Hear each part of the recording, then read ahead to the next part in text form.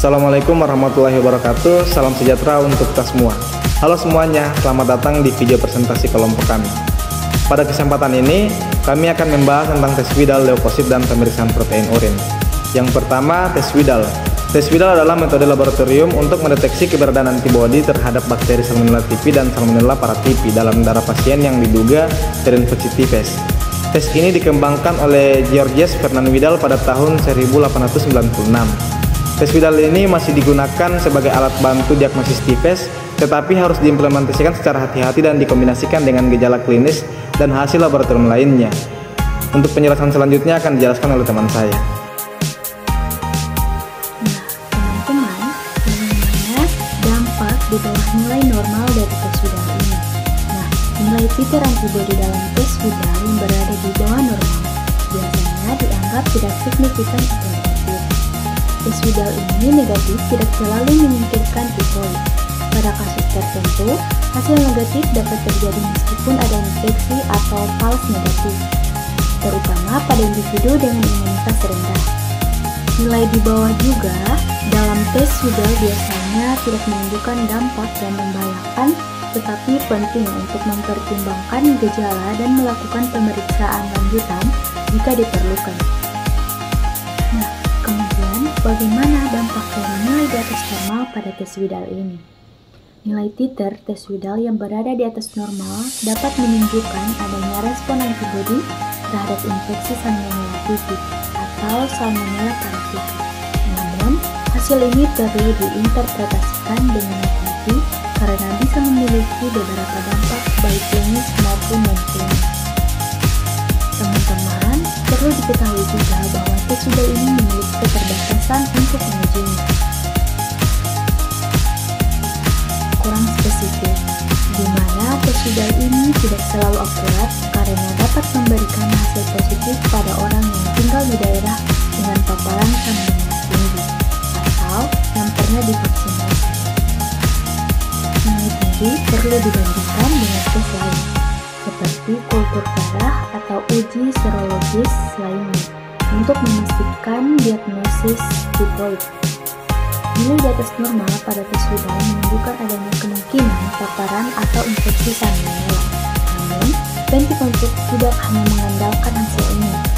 Selanjutnya adalah jenis pemeriksaan leukosit. Sebelum kita mengetahui nilai normal dan dampak dari leukosit, kita harus mengetahui definisi dari leukosit. Leukosit itu adalah sel darah putih yang memiliki fungsi atau peran penting dalam tubuh untuk melawan infeksi dan penyakit. Di sini saya akan menjelaskan mengenai nilai normal dan tidak normal pemeriksaan leukosit. Pemeriksaan leukosit bertujuan untuk mengetahui jumlah sel darah putih dalam darah. Hasilnya dinilai berdasarkan kisaran normal dan abnormal.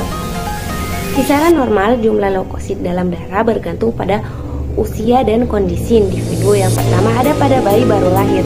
Kisaran normalnya 9.000 sampai 30.000 sel mikroliter darah. Bayi baru lahir memiliki jumlah leukosit yang sangat tinggi karena sistem kekebalan tubuh mereka masih berkembang. Kedua, pada anak-anak yang berusia 1-10 tahun, kisaran normalnya 5.000 sampai 15.000 sel atau mikroliter darah. Jumlah leukosit lebih tinggi dibandingkan dengan dewasa karena tubuh anak lebih sering terpapar infeksi saat membangun imunitas. Yang ketiga ada dewasa, kisaran normalnya 4.000 sampai 11.000 sel atau mikroliter darah. Rentang ini umum ditemukan pada orang dewasa yang sehat. Dan terakhir pada wanita hamil, kisaran normal 6.000 sampai 16.000 sel atau mikroliter darah. Kadar leukosit meningkat secara fisiologis sebagai respon terhadap perubahan hormon dan kebutuhan melindungi janin. Nilai tidak normal leukosit. Jumlah leukosit di luar kisaran normal disebut leukopenia yang berarti rendah dan leukositosis yang berarti tinggi. Leukosit rendah atau leukopenia, jumlah leukosit di bawah 4.000 sel atau mikroliter pada dewasa. Penyebabnya yang pertama ada infeksi virus misalnya influenza dan HIV. Yang kedua ada gangguan sumsum tulang, anemia aplastik dan leukemia. Yang ketiga ada defisiensi nutrisi, vitamin B12 dan asam folat. Yang keempat ada penyakit autoimun yang berarti lupus, dan yang kelima ada efek obat-obatan seperti kemoterapi. Leukosit tinggi atau leukositosis, jumlah leukosit di bawah 11.000 sel atau mikroliter pada dewasa, penyebabnya infeksi bakteri atau virus akut, misalnya pneumonia, demam tifoid. Yang kedua peradangan kronis, penyakit Crohn, dan ketiga ada reaksi alergi berat, dan keempat ada kanker darah seperti leukemia, yang kelima ada stres fisik atau emosional, dan yang keenam ada kehamilan atau persalinan. Saya mendapat bagian untuk menjelaskan dampak dari leukosit jika di atas nilai normal dan juga di bawah nilai normal. Pertama, jumlah leukosit di bawah normal atau leukopenia adalah menurunnya daya tahan tubuh terhadap infeksi. Karena leukosit berperan penting melawan infeksi, jumlahnya yang rendah membuat tubuh rentan terhadap yang pertama, ada infeksi yang lebih sering, lebih mudah terkena infeksi seperti flu, batuk, pilek, dan lainnya. Yang kedua, ada infeksi yang lebih parah. Infeksi yang terjadi cenderung lebih berat dan sulit untuk disembuhkan. Yang ketiga, ada infeksi oportunistik, yaitu infeksi yang disebabkan oleh mikroorganisme yang biasanya tidak berbahaya bagi orang sehat, tetapi ia berbahaya bagi penderita leukopenia. Dan jika tidak ditangani, infeksi ini dapat berkembang menjadi komplikasi serius dan mengancam jiwa, seperti yang pertama ada sepsis, yaitu di mana kondisi yang mengancam jiwa yang disebabkan oleh respon tubuh yang berlebihan terhadap infeksi. Sepsis ini dapat menyebabkan kerusakan organ, shock septik, dan juga bahkan kematian. Yang kedua, ada pneumonia berat, yaitu infeksi paru-paru yang parah dan sulit diobati.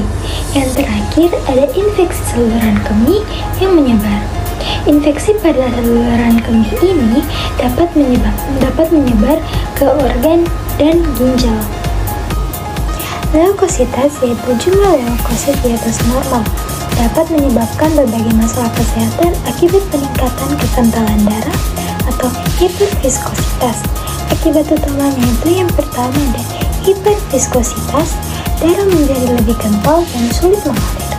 Yang kedua ada komplikasi serius akibat hiperviskositas. Nah, leukositas atau kadar leukosit sangat tinggi, di atas 100 sel. Yang ketiga itu terjadi gangguan pada pernapasan, sesak napas parah hingga gagal napas akibat kekurangan oksigen di paru-paru.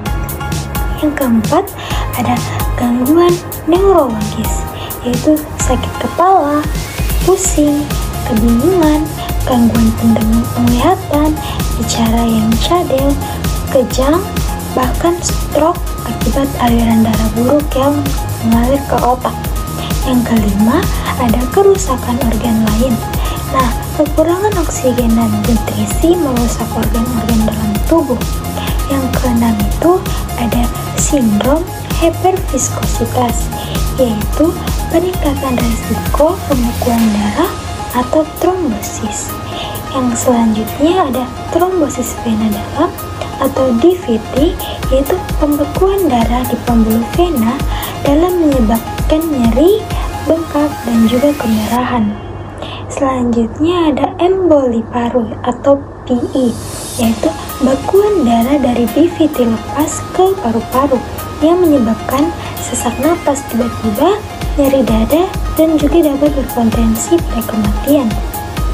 Yang kesembilan ada trombosis di organ lain, kerusakan dan disfusi organ akibat bekuan darah. Yang terakhir ada kerusakan organ jangka panjang atau leukositas kronis. Nah, masalah jangka panjang pada jantung, paru-paru, ginjal, dan hati akibat peradangan dan kerusakan. Intinya, leukositas dapat memicu masalah yang serius akibat darah yang terlalu kental, mengganggu aliran darah dan oksigen ke organ-organ vital. Penting untuk diingat, Akibat dan komplikasi leukositas sangat bergantung pada penyebab yang mendasarinya, tingkat keparahan peningkatan leukosit, dan kondisi kesehatan individu secara keseluruhan. Tidak semua orang dengan leukositas akan mengalami komplikasi yang serius, namun penting untuk mendapatkan diagnosis dan pengobatan yang tepat untuk mengurangi resiko komplikasi. Pemeriksaan protein urin adalah tes laboratorium untuk mendeteksi keberadaan protein dalam urin. Secara normal, urin mengandung sedikit atau tidak ada protein. Kadar protein yang meningkat dapat mengindikasikan gangguan ginjal atau kondisi medis tertentu. Protein urin atau proteinuria adalah kondisi di mana terdapat kandungan protein yang berlebihan dalam urin. Secara normal, ginjal menyaring darah untuk membuang zat-zat yang tidak diperlukan seperti limbah dan mempertahankan protein dalam tubuh. Namun ketika ginjal mengalami kerusakan atau gangguan, fungsinya protein dapat bocor ke urin. Interpretasi hasilnya itu ada nilai normal kurang 150 mg per 24 jam atau kurang 15 mg. Kemudian ada abnormal protein ringan 150 sampai 500 mg per 24 jam. Sedang atau beratnya itu lebih 500 mg per 24 jam, yaitu indikasi gangguan ginjal, sindrom, atau preeklamsia. Protein dalam urin yang di bawah nilai normal biasanya tidak menimbulkan masalah kesehatan. Hal ini justru menunjukkan fungsi ginjal yang baik, karena ginjal berfungsi untuk mencegah protein masuk ke urin. Namun jika protein dalam urin terlalu rendah dan berbarengan dengan kondisi lain, kemungkinan dampaknya yaitu pertama, kondisi fisiologis normal. Nilai protein urin yang sangat rendah biasanya normal, terutama jika tidak mengalami gejala lain. Yang kedua ada malnutrisi atau kekurangan protein. Jika tubuh kekurangan protein akibat pola makan atau gangguan penyerapan, kadar protein dalam darah juga menurun sehingga sedikit protein yang disaring oleh ginjal ke urin. Yang ketiga, gangguan fungsi hati. Hati bertanggung jawab memproduksi protein seperti albumin. Gangguan pada hati misalnya sirosis atau hepatitis dapat menyebabkan produksi protein menurun yang mungkin tercermin pada hasil urin. Keempat, ada kondisi medis tertentu. Dalam beberapa kasus langka, kadar protein urin yang sangat rendah bisa menjadi tanda kondisi lain, seperti hipoalbuminemia berat, rendahnya kadar albumin dalam darah, yang memengaruhi distribusi protein di tubuh. Urin atau proteinuria di atas nilai normal menandakan adanya gangguan pada ginjal atau kondisi kesehatan lainnya. Ginjal yang sehat biasanya menyaring protein sehingga hanya sedikit atau tidak ada protein yang keluar melalui urin. Ketika protein terdeteksi dalam jumlah yang lebih tinggi, ini dapat menjadi tanda adanya masalah. Berikut beberapa dampaknya. Yang pertama, ada indikasi kerusakan ginjal. Proteinuria bisa menunjukkan kerusakan pada glomerulus atau filter ginjal. Yang kedua, ada kehilangan protein tubuh. Protein yang keluar dalam jumlah besar dapat menyebabkan hipoalbuminemia yang berujung pada pembekakan edema. Yang ketiga, ada tekanan darah tinggi. Gangguan ginjal yang menyebabkan proteinuria seringkali berhubungan dengan hipertensi. Keempat, ada risiko gagal ginjal. Jika tidak ditangani, kondisi kronis dengan proteinuria bisa berkembang menjadi gagal ginjal. Jika seseorang mengalami gejala yang mencurigakan, segera konsultasikan dengan dokter. Mengevaluasi bersama dengan gejala klinis dan tes tambahan untuk mendiagnosa yang akurat. Jangan ragu untuk berkonsultasi dengan dokter untuk informasi dan penanganan yang lebih spesifik.